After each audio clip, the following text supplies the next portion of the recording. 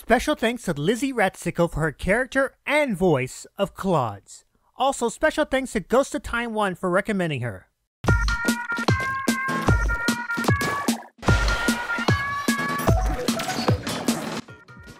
I will never understand Nintendo's obsession with these stupid squid kids, nor with their childish weapons. I mean, why can't they have more lethal weapons like I do? Excuse me, you stupid porcupine? Who do you think you are? I'm Claude, and let me say this. Inkling weapons are more powerful than you realize, you big, spiky jerk. Is that so? Why don't you prove it, you sushi reject? Oh, you ask for it! Well folks, after a few days worth of announcements at E3, I can finally talk about the games coming out for the Nintendo Switch. Wait, is that Metroid Prime 4 finally coming out? First, I need to get this off my mind on Skyrim for the Switch. Now I saw this coming a mile away, but that doesn't stop my excitement for Zelda items in the Elder Scrolls, especially the Master Sword. Heck, I think I might just double dip on this game just for that and the ability to take it on the go. Then there's this new Mario+Rabbids game coming in August. I mean, it looks real dumb, but in a good way. It's basically more of a light-hearted, cybernetic, wacky version of the XCOM series.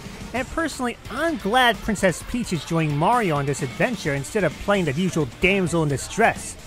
By the way, I have this hunch that Bowser might be responsible for the events in this game. Call it the hijacked by Ganon intuition. And then, there are those games that have been announced back in January. Those that finally got some more details into their release.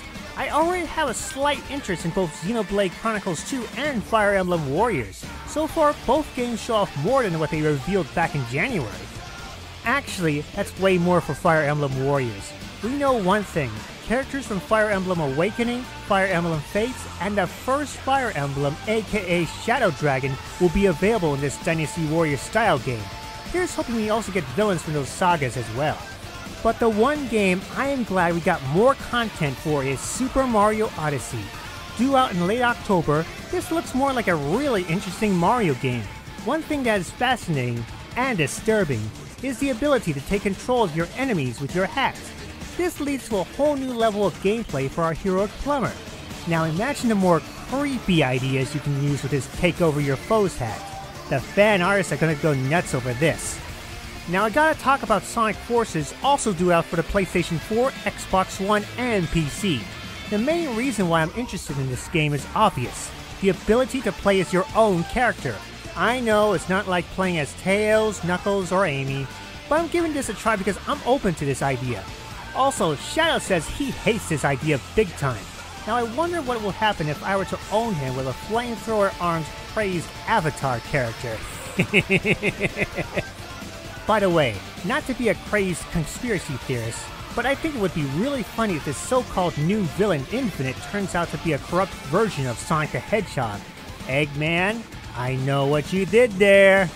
Overall, E3 was a decent experience, though there weren't as many interesting announcements as the last few years. I mean, sure, there's new Kirby and Yoshi games, but nothing truly exciting. And wait, is that the Rocket League coming out to the Switch?